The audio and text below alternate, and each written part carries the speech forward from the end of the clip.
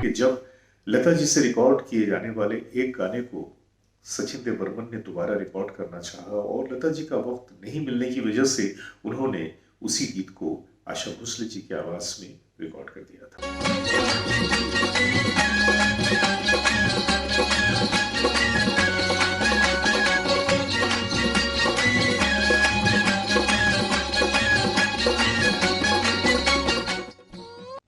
Great legends की तरफ से मैं जावेद नसीम आगे बढ़ने से पहले अपने सभी दोस्तों की खिदमत में अपना आदाब और सलाम पेश करता हूं।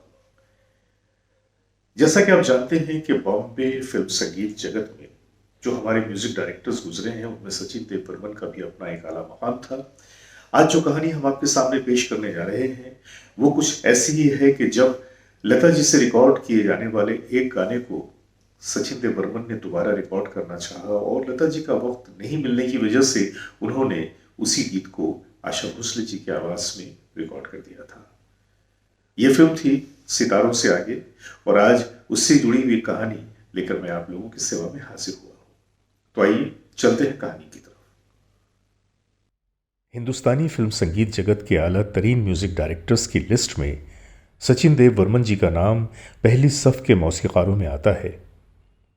सचिन जी अपने धुनों के मामले में बड़े हसास थे और उनकी ख्वाहिश ये रहती थी कि जो भी सिंगर उनकी कंपोजिशन को अपनी आवाज़ दे तो इस तरह से दे कि उनकी बनाई हुई धुन मजरूह न होने पाए और साथ ही साथ वो सिंगर की बेहतरीन काबिलियत को अपनी धुनों में इस्तेमाल करें। और यही वजह है कि उनकी ज़्यादातर धुनें बहुत कामयाब रहीं और जिनकी मकबूलियत पे वक्त का कोई असर नहीं पड़ा। और जैसा कि मैं अपने पिछले वीडियोस में भी जिक्र कर चुका हूं कि वो कभी भी किसी मोड़ पर कंप्रोमाइज़ नहीं करते थे और ऐसा ही हुआ था कि जब उन्होंने 1957 से लेकर 1962 तक यानी तकरीबन 5 सालों तक लता जी से कोई गाना नहीं गवाया था। हालांकि लता जी उस वक्त इंडस्ट्री की मसरूफ़ तरीन गुलकारा बन चुकी थीं और उनकी अपनी एक शनाख्त भी बन चुकी थी, लेकिन उसके बावजूद बर्मन दा ने लता जी से 5 सालों तक कोई भी प्रोफेशनल राब्ता नहीं रखा था, जबकि दोनों अजीम फनकारों के आपसी रिश्ते बहुत अच्छे थे। वाकया कुछ यूं हुआ था कि फिल्म सितारों से आगे के लिए जब लता जी ने एक गाना रिकॉर्ड किया तो सचिन जी को लगा कि शायद इस गाने में लता जी ने गायकी के एतबार से उनकी कंपोजिशन से इंसाफ नहीं किया। लिहाजा उन्होंने चाहा कि इस गीत को दोबारा रिकॉर्ड किया जाए। जब उन्होंने लता जी को फ़ोन किया और ये बात बताई तो लता जी ने कहा कि फ़िलहाल तो मेरे पास कोई डेट नहीं और मैं चंद दिनों में फॉरेन टूर पे भी जा रही हूँ, इसलिए हाथ में जो भी काम है उसे किसी भी तरह से निपटाना है। सचिन जी ने लता जी को कई बार थोड़े थोड़े दिनों में कॉल किया, इस उम्मीद पे कि जैसे ही लता जी का वक्त मिले तो वो उस गाने को री रिकॉर्ड कर लें, लेकिन उनकी हर कोशिश नाकाम हो गई। अब सचिन देव बर्मन साहब की परेशानी यूं बढ़ गई कि लता जी के इंतज़ार में अच्छा खासा वक्त गुजर चुका था। लिहाजा उन्होंने आशा जी को बुलवाकर रिकॉर्डिंग कर लिया। अब ये वो दौर था कि जब अच्छा खासा टैलेंट होने के बावजूद खुद अपनी ही बहन की मकबूलियत का आशा जी को शिकार होना पड़ रहा था और उनके हिस्से में जो गाने आ रहे थे वो या तो लता जी के इनकार किए हुए ठुकराए हुए गीत थे या फिर हल्के अंदाज के गाने थे जिनमें पार्टी और कैबरे डांस टाइप के गाने ही ज़्यादातर होते थे। ऐसे में बर्मन साहब का कॉल आशा जी के लिए आया और ये कॉल एक कॉल नहीं बल्कि एक बहुत बड़ा ऑफर था और आशा जी ने भी इस मौके को जाने नहीं दिया। आशा जी सचिन दा के इन 4 से 5 वर्षों का शुक्रिया अदा करती हैं कि जिस दौर में सचिन जी की इनायत की वजह से इंडस्ट्री में वो अपना मकाम बनाने में कामयाब हो सकी। चलती का नाम गाड़ी, काला पानी, इंसान जाग उठा, सुजाता, काला बाजार, बम्बई का बाबू और मंजिल ऐसी ही फिल्में हैं जिनके गीतों ने आशा जी की ज़िंदगी में एक कामयाब तरीन सिंगर बनने की आशा जगा दी। और फिर 1962 में बंदनी फिल्म से उन्होंने लता जी की आवाज़ का इस्तेमाल शुरू किया, लेकिन बंदनी में भी आशा जी के 2 गीत थे।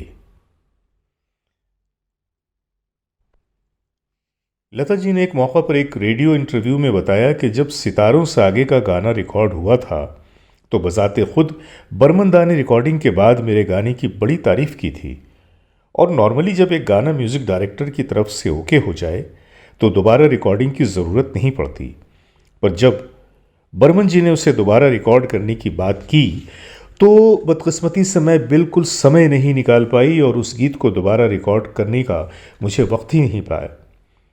और बर्मन जी तो ऐसे परफेक्शनिस्ट थे कि उन्हें तो जो चाहिए था वही चाहिए था। लता जी के मनपसंद 10 गीतों का जिक्र आया तो 1967 में गाए हुए गानों का जिक्र, जिसमें बर्मन जी का एक भी गाना उनकी मनपसंद लिस्ट में नहीं था, जबकि उन्होंने दूसरों के गानों का जिक्र किया। अब यहाँ एक मज़े की बात बताता चलूँ कि जिस गाने के लिए लता जी के गाने को हटाकर आशा जी से गाना रिकॉर्ड करवाया गया, वो गाना भी सचिन देव बर्मन की कंपोजिशन पे खरा नहीं उतर सका। इसलिए आशा जी के रिकॉर्डेड गाने को फिल्म में रखने के बजाय लता जी वाले वर्जन को ही फिल्म में रखा गया। और अब उस गीत के बोल भी मैं आपको बता दूं। बोल थे, पग ठुमक चलत बल खाए, हाय सैया कैसे धरूं धीर। पग ठुमक चलत बल खाए, हाय सैया। पर शायद इसी बहाने आशा जी के कैरियर को एक नया मोड़ मिलना था, क्योंकि उनके गाए हुए गानों को तो फिल्म में रखा ही नहीं गया, पर उसके बाद आशा जी के दर्जनों बेहतरीन गीत उनके कैरियर का हिस्सा बन गए। क्या थे वो लोग कि जिन्होंने हमेशा अपने काम को इबादत समझा और काम की भलाई के लिए, काम के डेवलपमेंट और बेटरमेंट के लिए कभी भी उन्होंने किसी भी चीज से कंप्रोमाइज नहीं किया। हालांकि सचिन देव बर्मन जी ने भी इस गाने की खूबसूरती को और ज्यादा निखारने के लिए लता जी से इस गाने को दोबारा रिकॉर्ड करवाना चाहा था। अब ये और बात कि ये मुमकिन नहीं हो सका। हालांकि इसके पीछे सचिन देव बर्मन जी का जो अंदिया था वो यही था कि वो उस क्वालिटी से कंप्रोमाइज करना नहीं चाहते थे, लेकिन वक्त और हालात ने मौका नहीं दिया। लिहाजा जैसा कि मैंने आपको बताया कि उसी रिकॉर्डेड गाने को, लता जी वाले वर्जन को दोबारा फिल्म में डाला गया, क्योंकि आशा जी के वर्जन से वो सेटिस्फाइड नहीं हुए।